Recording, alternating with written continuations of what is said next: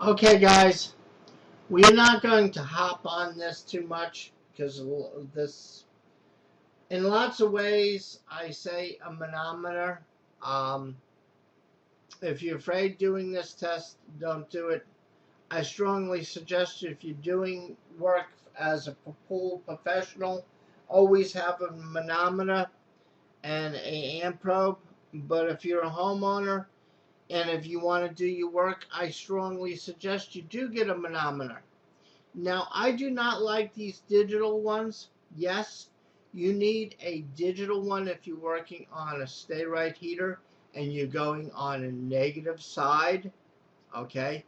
But if you are going on a positive side, I like the old-fashioned water-based tube static ones. They're more accurate. You can check for leaks and everything else as long as you know how to. And in most states, a gauge is against the law. And I'll explain why. A gauge can stick.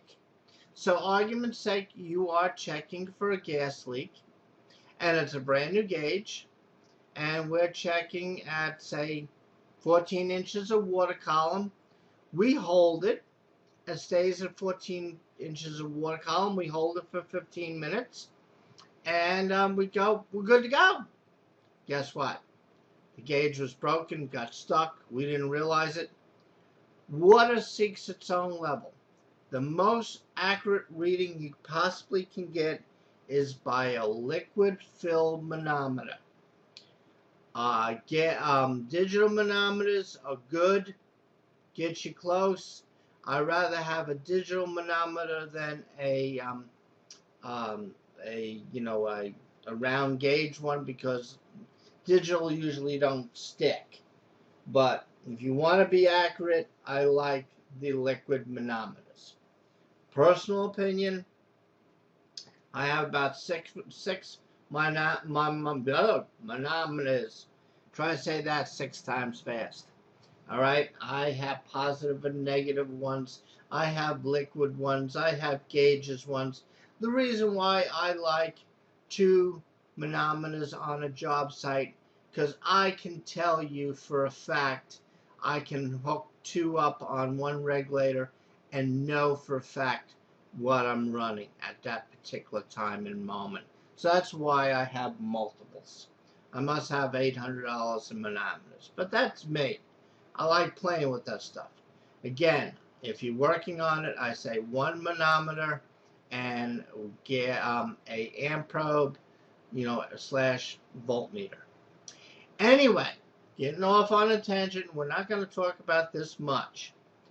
All right, this is just gets you close. This is where you need to read your plate on your heater. All right, down either on your door of your heater or the bottom of your heater will tell you these volumes where you need to run. But I just want to show you this. This one is non-energized valve with the line coming in. Okay, this is what you should read on this particular one. Don't forget, you want to go to your heater, look on the plate and find out where you need to be. Just don't go by this book. Go by the heater, what the heater tells you. And this is when you are reading, going towards the tubes, your burner tubes, and they're energized. The gas valve is energized. For natural gas, it wants to run 1.8 inches of water column to 2 inches of water column. That's how critical these heaters are. That's your positive and negatives. That's where you need to be. I don't care if it's 100 degrees out or 40 degrees below zero. This is your gas pressures. If you don't run at this gas pressure, you're going to wind up in trouble. Now for propane, it's from 6.8 to 7.0. This is not pH. This is inches of water column. 6.8 to 7.0 on this particular heater. Alright, this is the side that you're tapping off of going to your burner tubes. Alright guys, and that's with it energized. The only way you're going to get this reading, just to let you know, it gets a lot of people, don't laugh. Harvey, I put my manometer on the gas valve and it's reading 0. That's why the heater's broken. Well, depending what side you ask for pressures on what side the gas valve on, on this side, if this valve is not energized, you don't have any gas pressure. Or if the heater is off and you got gas pressure, you got a problem. Run, do not stop, pass, go, shut off all gas if you're on this side. All right? That's why I like 2 manometers out in the field. Did it all the time. Number one, it saves me time, and I know I can tell you exactly what it's doing. Why did Harvey it burn up? Well, this is why. All right, it's very critical. Gas pressure on new heaters, I don't care if it's a Hayward, Jandy, whatever, is critical.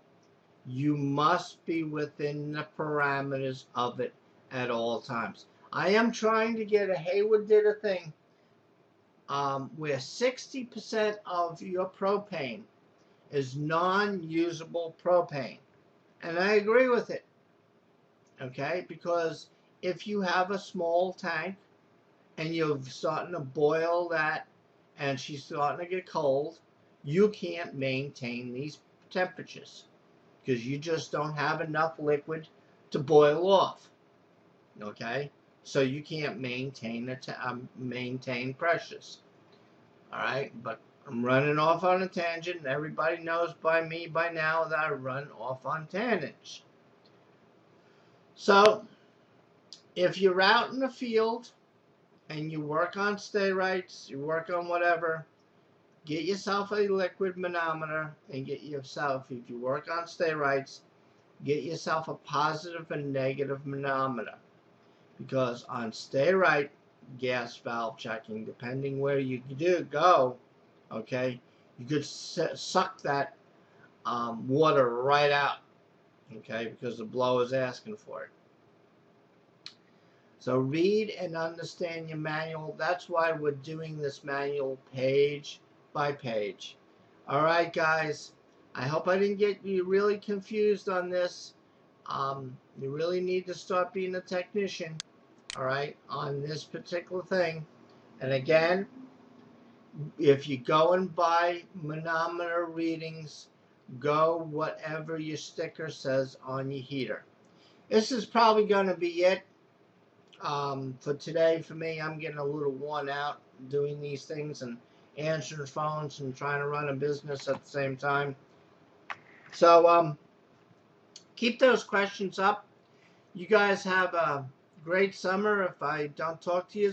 And do not forget about pool and spa talk. It's coming. We're going to have fun. That's why I'm setting it up. We are going to have fun. It's just not going to be about all business. It's going to be fun. Take care of yourselves.